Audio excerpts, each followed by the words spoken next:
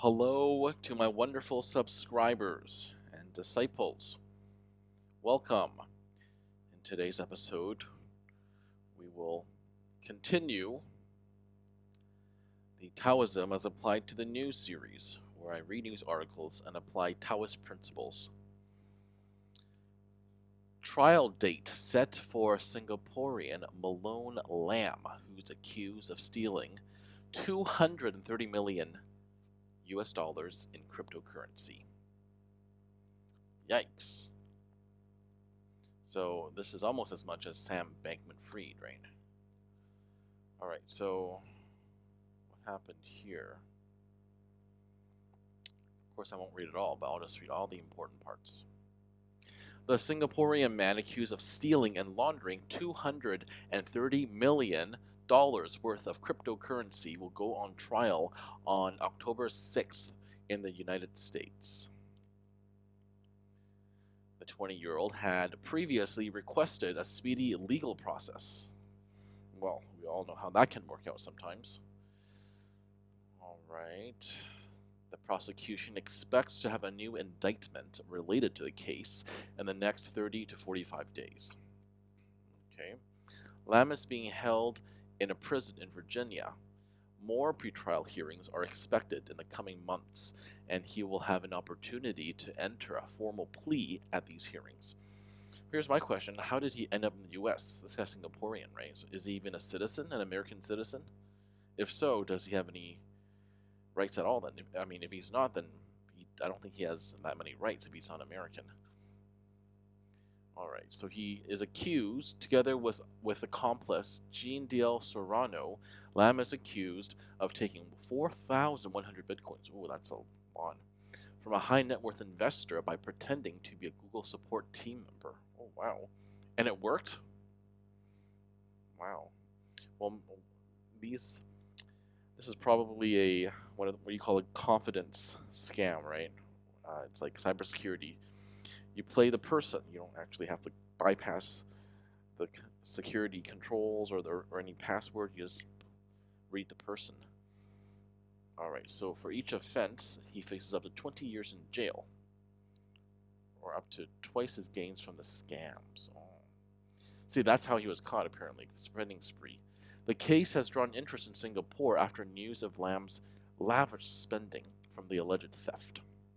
He is said to have rented a luxury homes, spent USD 400,000 to 500,000 per night. Oh my God. Oh my Tao.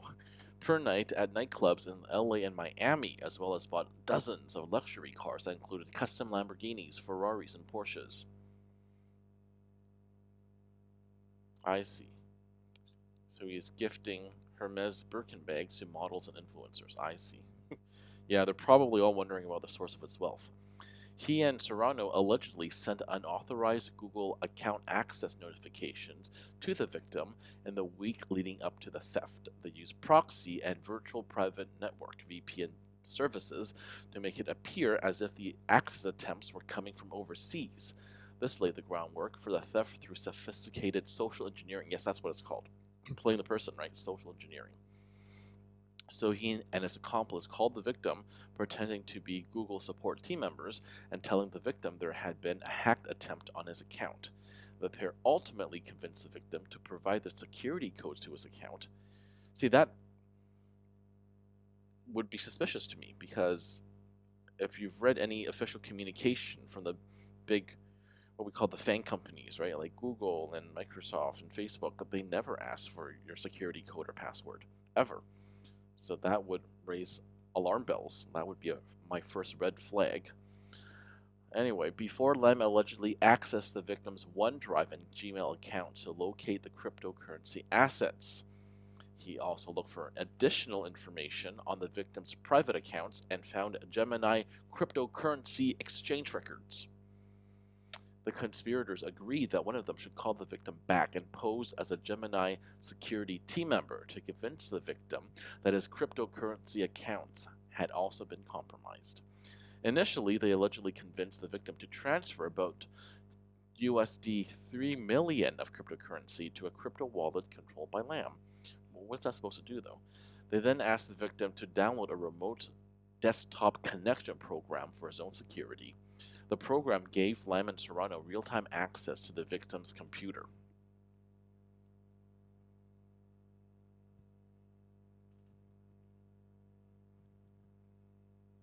I see. Well, we're probably all sitting here thinking, how could this guy be so stupid as to fall for this? But if they pose as legitimate team members, then maybe this could happen to any one of us. He purportedly continued to manipulate the victim into opening several files, including those with private keys to over 4,100 Bitcoin. I see. Wow, that's a lot of stuff. All right, do we have a short video here?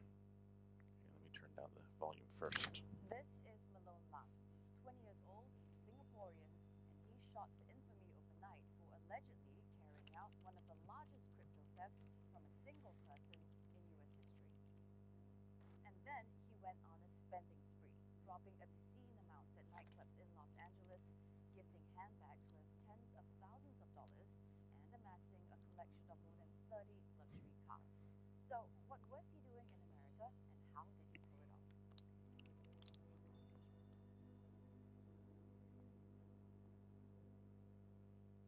First, here's what we know about when Lam got to the US.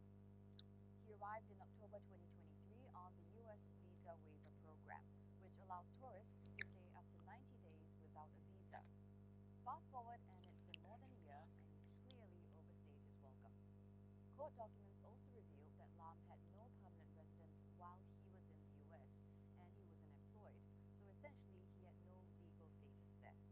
Nonetheless, he apparently toggled between... So that was my question. So he was not an American citizen. Okay. And yet he has the same rights as a US citizen? Perhaps there are some lawyers among my followers who can tell me why he even has a right to a trial.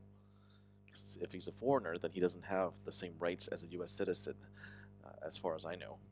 LA and Miami, where he was eventually caught. Now, let's look at the scam, one of several since at least August this year that landed Lam in trouble with the feds.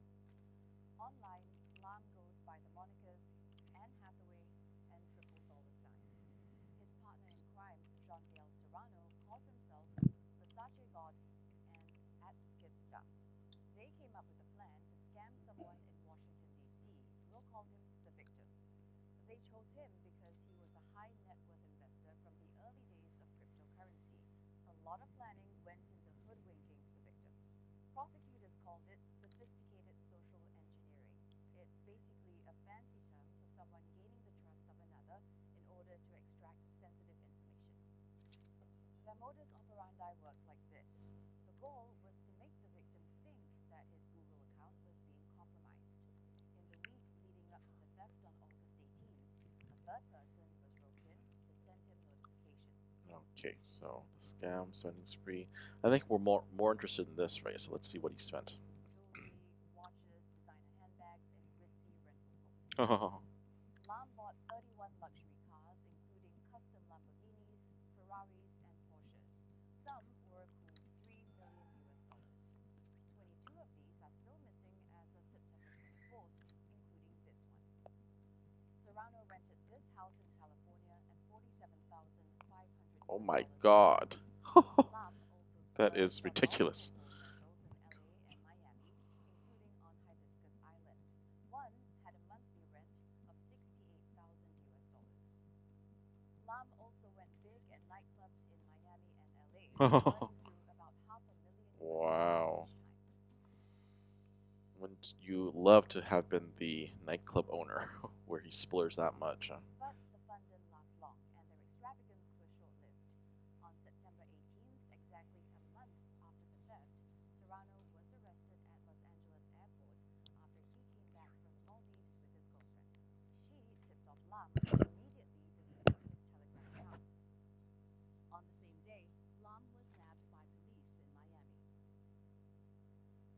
According to the Miami Herald, the FBI raided this posh waterfront home, said to be a celeb favorite Airbnb rental. And at another house, they seized cars and watches. Lam was charged with conspiracy